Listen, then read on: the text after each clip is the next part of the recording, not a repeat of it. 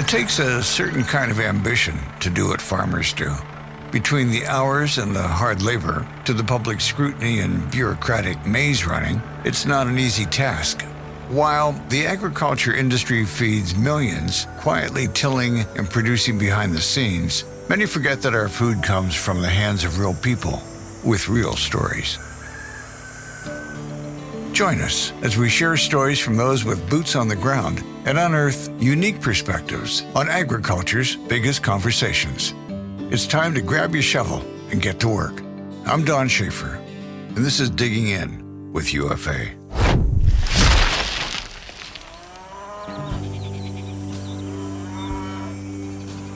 On the farm, the health and well-being of your animals is oftentimes the primary focus.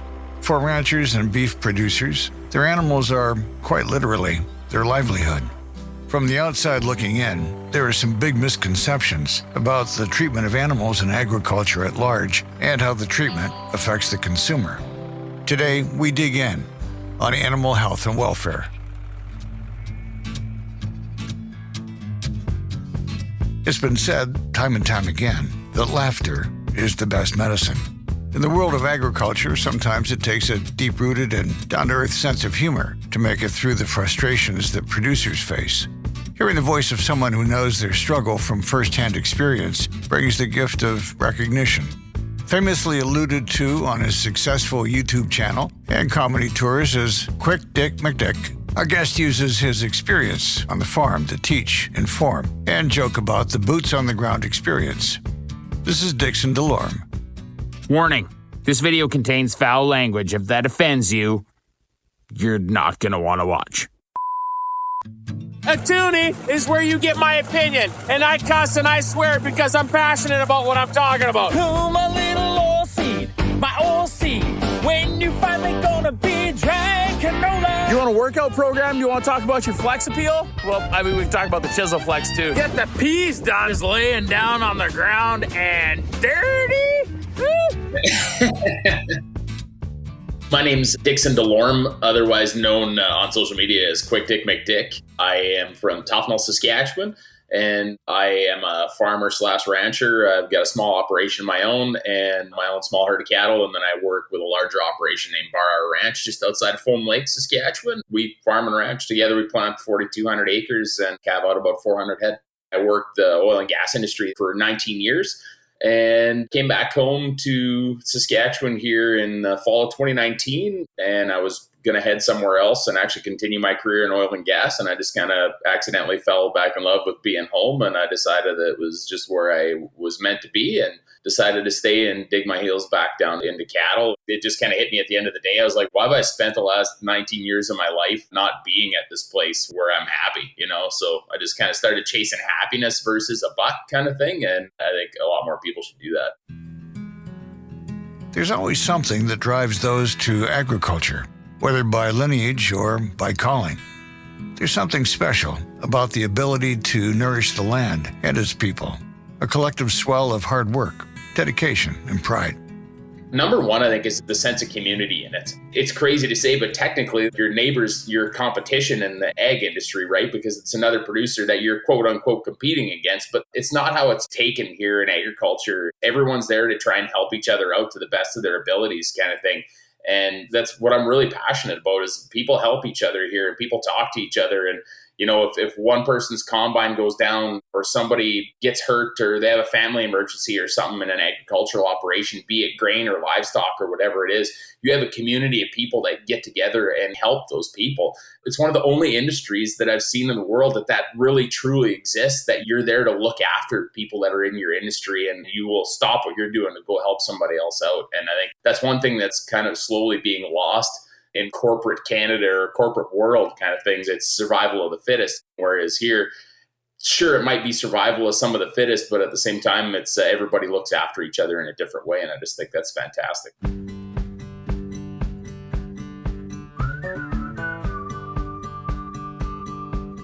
As far as the videos go, I mean, it was just a complete accident. I didn't mean for any of it to happen. I just kind of posted a story on Snapchat one day and it just kind of took off from there. A few people started asking questions of what was happening in the background of these videos. And I was just like, well, why don't I explain a few of them to you? The channel, if you want to call it the channel or whatever you want to call my social media platform, it kind of turned into like a mixture of sometimes I'll do educational videos, sometimes I'll do political videos, sometimes I'll just do straight up rural Saskatchewan humor, and just try and keep a mix of it and try and keep people laughing and having a good time. And every now and then we just dive into some things that maybe people don't know a lot about or that people maybe should pay more attention to, right? But you got to try and explain it in a fast manner, because if I was to take my camera and walk around all day and just do everything that I do, people would get very bored and also hear a bunch of other language that I use that's inappropriate for the for the viewer, right? Life on the farm is no easy feat. You've got to keep your wits about you and understand both the fragility of and risks associated with being around these prized animals day in and day out. As feedlot veterinarian, lead consultant for the Beef Cattle Research Council, and Western Canadian Animal Health Chair, our guest today is no stranger to the skill and patience it requires to keep livestock safe and healthy. This is Joyce Van Donkersgoed. My name is Joyce Van Donkersgoed. I am a feedlot veterinarian. I am an independent businesswoman, have been for over 30 years. Used to have a feedlot practice, Southern Alberta, Picture Butte area. Sold it a few years ago, and I'm one of those dreaded consultants. So I do research and I work with other industry partners to try to solve problems for the beef industry. Well, I grew up just east of Coldell on a mixed beef cattle and grain farm. So I was always working with my mom and dad with the cattle and moving irrigation pipes. My dad gave me my first heifer, and I had my first calf called Tuffy. Like, I really liked being with the cattle. Like, whenever I get in a fight with my mom and dad, I would go to the corrals and sit in the upside down water tank, and I would talk to the cattle, and cattle would all look at me and go, yeah, like they understood. Probably thought, who's this lunatic sitting here? But I just loved that. So, when I was 12 years old, I decided I wanted to be a vet.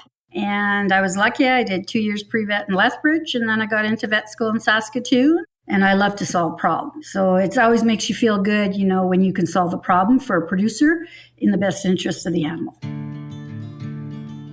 As farmers and ranchers, there's a delicate balance between the business of rearing livestock and caring for the well-being of the animals you raise.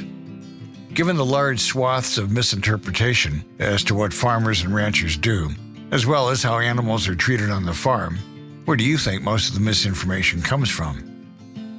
I think social media plays a big role in how people perceive agriculture. And there's a lot of content out there, I guess nowadays is probably the best way to put it. And it's turning into be a hard thing to vet your content of whether what you're watching is something that's actually happening or whether it's not. But, people have a bad conception of, big agriculture is the devil, or emissions from cattle are destroying the world. And, there's all this stuff that exists out there. And it's just a matter of trying to not overcomplicate what you're doing, to try and make it fast and simple for people to see that maybe some of the things that you're doing isn't the worst thing on the planet, and that maybe we do have the best interests of the farm and the animals that we have on the farm in mind. Yes, we need to make it a profitable business at the end of the day, but at the same time, farmers farm for tomorrow and for the next generation. And same with your herd, with whatever livestock it is that you're running. You're not specifically focusing all the time just on what's happening right now, but how can you make things better in your herd better for next year and make it run more efficient, make it better for your animals, improve your facilities so that they're better and easier on your animals. Because at the end of the day, you want the least amount of stress on them because it's better for them.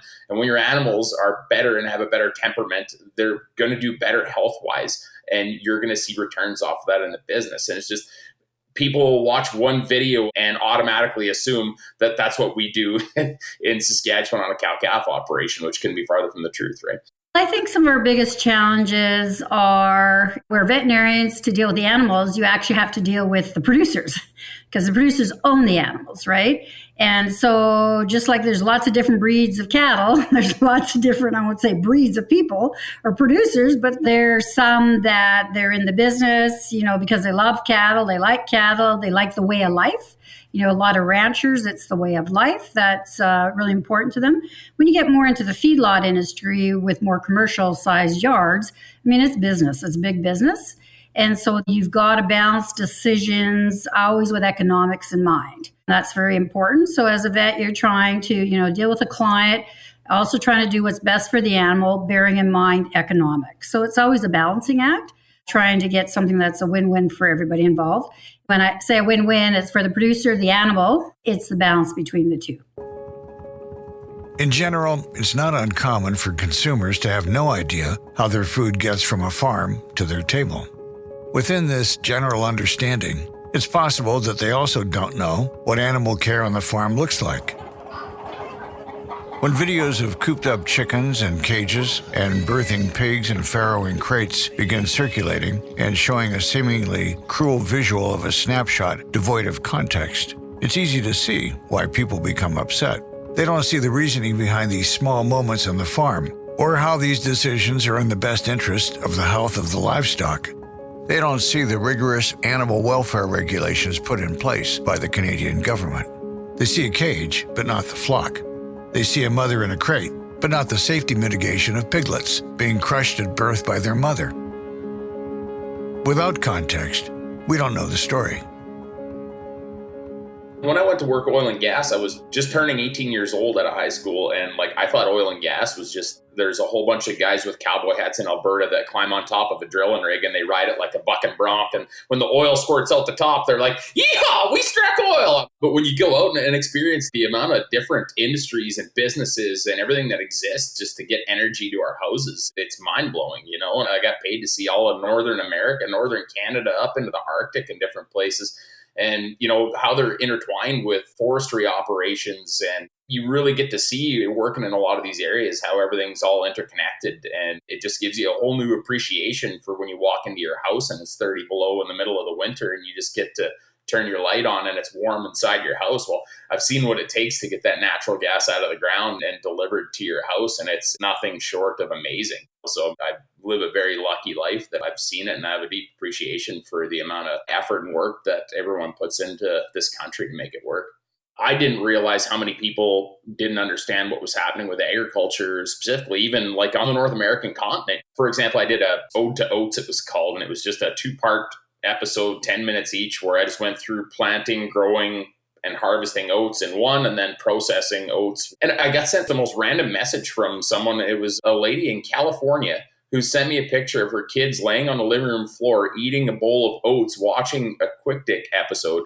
And this one, it stands out in my memory. And she said, we had no idea that this is where our oatmeal came from every morning that we eat. And the kids loved the episode. And that hit me. I was like, I never would have thought that no one had any idea, but that really hits you that there's a lot of people that just have absolutely no idea and have grown up in an urban setting their entire lives and just think that, oats come from the store or that beef comes from the store. You know what I mean? And I'm not sure how many actually want to know where it came from, sort of like your milk in the milk carton.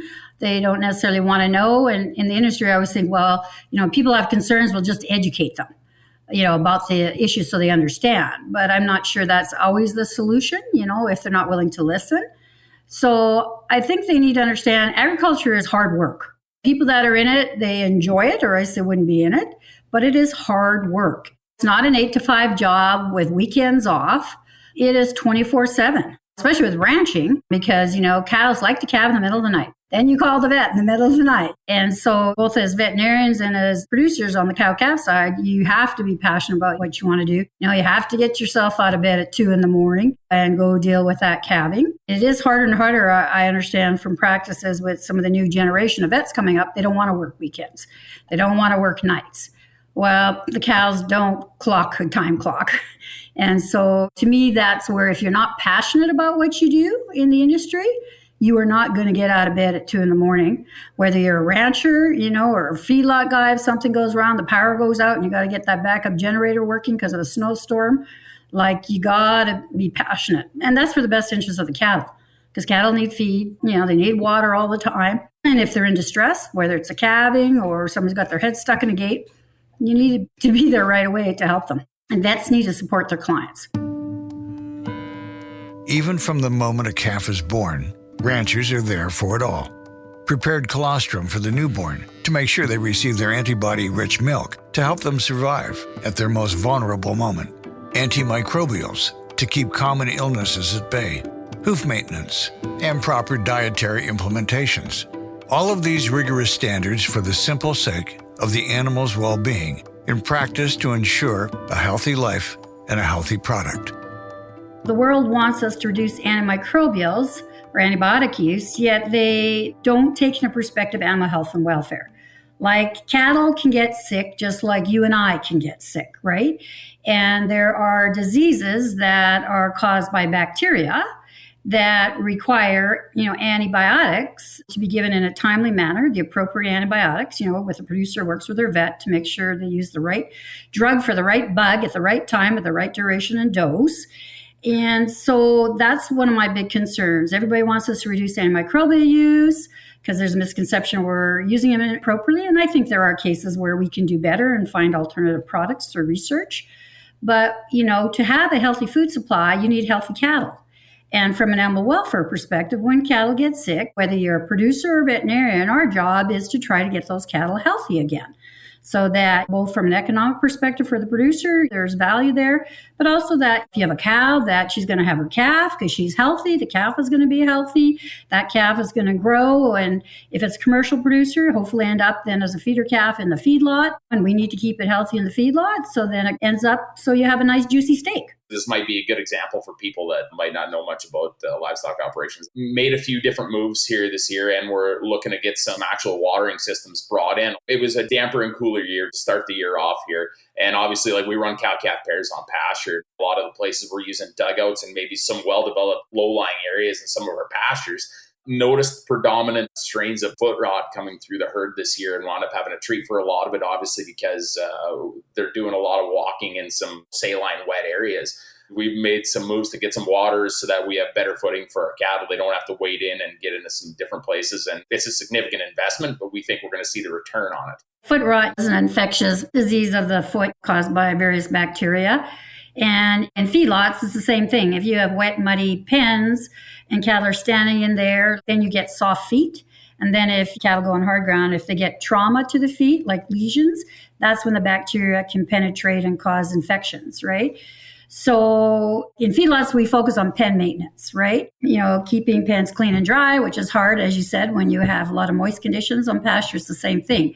So I think your offsite watering is great for many different reasons, not only infectious foot rot. I'm working actually with VITO, the Vaccine Infectious Disease Organization in Saskatoon. I used to work there as a scientist years ago, and we're actually trying to build a foot rot vaccine because there isn't a good vaccine out there, but it's tough sometimes to get a good vaccine. There have been a few on the market and they didn't work. But when you don't have a vaccine, then you've got to go back to what you're doing, basic animal husbandry. So what are the risk factors that increase the risk of foot rot? Well, wet, muddy conditions. So your offsite watering is a great idea. And cattle need clean water. That has been shown on ranches and in feedlots, ample supply of clean water for good health and productivity. In grocery stores and in fast food chains, everybody's on the anti-hormone, antibiotic, all this anti stuff. A lot of what we do in the Canadian beef industry, some of what these people advertise for, it's anti-hormone something. Well, there's certain instances where it's actually illegal to do that and nobody does it. So why are you advertising that it's anti-hormones? You're talking like everything that we produce in Canada? Yeah, congratulations. Thank you very much. Our goal is to have the healthiest herd that we possibly could. And that's where we use technology and medicine to ensure that we have the healthiest, most comfortable herd that we can. It happens at beef. It happens when you even there's the anti-GMO crowd as well, where you go to buy, say, flour at a grocery store and it's got a little sticker on the side of it that says made with non-GMO wheat. And you're like, all wheat is non-GMO. They are developing the first string of GMO wheat, which is drought resistant, that's happening right now. But the rest of it's already non-GMO. So I think branding has a lot to do with how there's a misconception. And what Joyce says is absolutely right as well. There's maybe a few people that don't do it quite right that could do better. Well, we can always do better. But we can look at any industry that exists in the world, and you're always going to have a few players that aren't the best players on the planet. But that doesn't mean that you should brand the entire industry of all of them having bad practices in animal health or herd health. There's definitely more people that do good than do bad. And I think we just need to continue to promote people that are doing good, and we need to work with people that aren't doing the best and try to help them get there. I like your comment on the hormones because, as you and I know, there had been for quite a while on TV that, shall we say, that fast food chain that was saying, oh yeah, our beef, has no hormones. Well, you're full of it because all animals have hormones. Humans have hormones. That's just a natural part of your body, So females, whether it's two-legged or four-legged, you got estrogen, you got progesterone. Yeah. Like science and technology is a big thing that I think there's a small crowd of people out there that are, depending on what the topic is, they're either for science and technology or against science and technology. But I mean, I think people need to understand that we use it the same, in our phones and the devices that we're doing this podcast on and everything right now. I mean, this is an example of science and technology and how fast it can bring us together and make life better for us as humans. But we do the same thing with science and technology when it comes to, personal health in humans or health in animals and crops as well, right? And that's what allows us to feed the amount of people that are on this planet based on the arable land and marginal land that we have available to do so, right? And one of my biggest things when people are asking, is this the right way to grow your food? Are we doing the right thing for our human bodies? Is like, we're obviously, all of us are still here on planet Earth. So I think we're probably doing it right. But the other part of it is to people that are worried about the safety of food versus price. Said safety is not a thing. We've got some very strict regulations in Canada here that make sure that we do grow safe food. And we're actually one of the best in the world that do it according to food regulations with CFIA and a lot of different things that we use, especially in beef cattle. But just go to the grocery store and tell me which aisle we can afford to shop in. Like, can you afford to buy everything that you're getting from the organic aisle? Or do you need to go down some of the other aisles if you're feeding 4 kids at home kind of thing? There's a big cost that comes to just growing things without a little bit of help from science and technology. And if everybody started doing it the way, like Joyce was mentioning, that it comes down to dollars and cents, if we have to do it all organically, there's going to be a big gap in some prices, and we're going to have to make that up as producers to be able to continue to produce food. And that's unfortunately going to fall on grocery store shelves on the consumer. So there's a balance that needs to be struck between using science and technology and making sure that we can affordably feed people on the planet. Beef is a dense source of nutrients, vitamins, and protein. We grow it right here in Saskatchewan, and we integrate beef with a farm to make the environment better, not worse. So you're helping the environment by eating beef. Beef producers are hard workers, and they care about their animals. They have a passion for it, and they are working hard to give you a safe, high-quality food supply.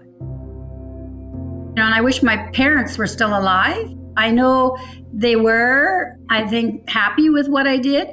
I told them when I was 12 I was going to be a vet, and they went, oh yeah, and tomorrow you'll be a fireman, then you'll be a nurse, and then you'll be a doctor. And I was like, no, I'm going to be a vet. Oh, you're going to be, for little cats and dogs. No, I'm going to be a cow vet. And so it makes me feel proud that I stuck to my guns, worked very hard. Yeah, I'm proud of what I've done, and I hope I've helped the industry. And when I'm 6 feet under that, they'll say, well, here was Joyce. She did help the industry build these programs and continually improve. I'm a believer in continual improvement, both for the best financial interests of the producer, but also for the health and welfare of the cattle, as well as performance efficiencies, because if you don't have those, you'll be bankrupt.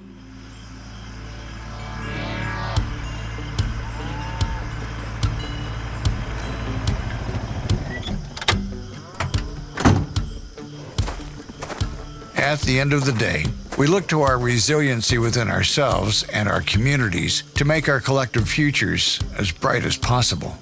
All it will really take is conversations like these, some vulnerability, and a little digging. Thanks to the support of UFA Cooperative, we're able to share stories from those who live and breathe agriculture. We'd like to thank our guests for sharing their insight into the future of agriculture and for being with us today. For more information and a new episode every month, visit UFA.com. With listeners like you, we'll continue to dig a little deeper here on Digging In with UFA. I'm Don Schaefer. Thanks for listening. Another Everything Podcast production. Visit everythingpodcast.com, a division of Pattison Media. Subscribe wherever you get your podcast. The views expressed in this podcast reflect opinions and perspectives from participating guests and not necessarily those of UFA, UFA Cooperative's membership, elected officials, or stakeholders.